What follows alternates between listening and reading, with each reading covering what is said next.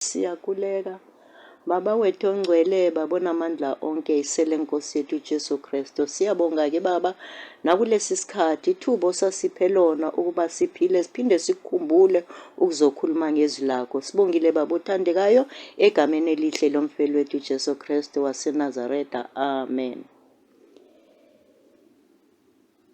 Ngiyanibingelela egameni elihle lomfeli wethu Jesu Kristu. Amen.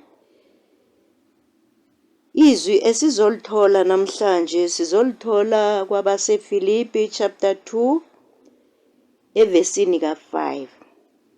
Isihloko sakhona sikhuluma ngalolu hlobo: ukulandela uKristu ekuthotshisweni kwakhe nasekuphakanyisweni kwakhe. 5. Mawube kini lowo mqondo owawukhona nakuKristu Jesu, owathi enesimo sikaNkulunkulu akaze asho ukuthi kuyinto yokuphangwa ukulingana noNkulunkulu. Kepha wazidela ethabatha isimo sengceku enziwe ngomfanekiso wabantu. Wathi efunyenwe enjengomuntu ngesimilo wazithobisa elalela kwaze kwaba sekufeni, yebo ekufeni kwesiphambano.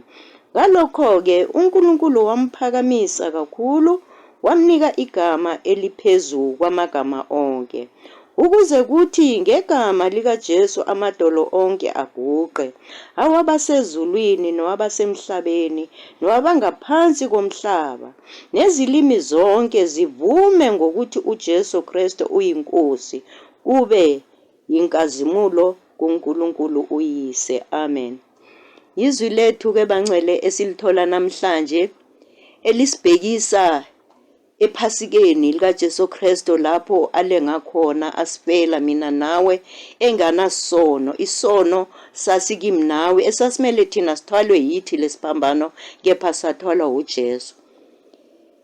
Labo 5 ikhuluma ngokuthi mawube kithi lo mqondo owawukhona kuKristu Jesu, owathi yena enesimo sikaNkulunkulu, afana naye uNkulunkulu ngakolunye uhlangothi, kepha akaze asho ukuthi kungukuphangwa noma kungukugijima ukulingana noNkulunkulu. Kepha wazidela, ithi wazidela, wathabatha isimo sengceku waba yingceku, kodwa enguNkulunkulu qobo lwakhe waba yingceku, enziwe ngomfanekiso wabantu. Wafunyanwa enjengomuntu ngesimilo, unjengomuntu, kepha wenzani? Wazithobisa elalela kwaze kwaba sekufeni. Ithi yebo ekufeni kwesiphambano sakhe. Ngithanda indaba yokuzithoba, ngithanda indaba yokulalela kulesi sikhathi esikuso manje, lapho sibheke khona ephasikeni, lapho sibheke khona ukuyosho amazwi ayisikhombisa. Lamazwi emele singene kuyo ngokucophelela ukuthi singena kanjani, angamazwi asindayo, angamazwi abuhlungu kithi.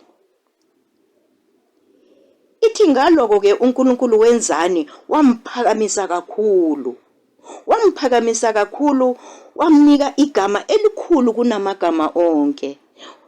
Njengoba kuthiwa wazithoba elalela, usho kimi nawe ukuthi ukuzithoba nokulalela, ukuba njalo phansi, unikezwa igama, unikezwa ngubaba uNkulunkulu igama elikhulu eliphakeme. Awuziphi wena qobo lwakho, awuziniki wena ukuthi sengiphakeme mina, sengikuleli izinga ngoba ngazi konke. Uyanikezwa, unikezwa ubani? Ubaba uNkulunkulu. NjengoJesu Kristu akazange aziphakamisa athi nginguNkulunkulu mina qobo la, wazithoba. Sidinga ukuzithoba uma siya ephasikeni kulesi siphambano uJesu asithwala kungesami nawe. Uthi uNkulunkulu wenzani? Wamphakamisa kakhulu, wamnika igama eliphezu kwamagama onke, ukuze ngegama likaJesu amadolo onke aguqe. Ilizwi elisithintako elisisa ephasikeni, lapho uNkulunkulu ezobe elenga esiphambanweni ukuthi mina nawe sizithobile kulesi sikhathi samanje, mina nawe siyalalelana noma sisathwele into zethu kusese yithi kodwa sibheke ephasikeni. Kulawa amazwi ayangiqondisa mina ukuthi mangiqonda ukuthi siyapi, nawe angakuqondisa uma ufunda kwelakho iBhayibheli ukuthi lelizwi alikhulunywa nguJesu Kristu anguNkulunkulu kodwa kuthiwa waba umuntu, wazidela, wathabatha wazidela waba umuntu wafana nami nawe, ingakho wazwanikezwa igama elikhulu. Mhlambe nawe legama ungalithola, nawe leli gama elizokuphakamisa, ungayiphakamisi wena, uzolithola legama sonikezwa umdali wakho ongaphezulu. Siyabonga ke bathandekayo, nanti ilizwi elisisa ephasikini kaKristu Jesu. Angathi lamazwi angahlala enhlizweni yethu bese asifundisa ukuhlala kahle nokuzithoba nokwenza kahle egameni lomfeli wethu Jesu Kristu. Amen.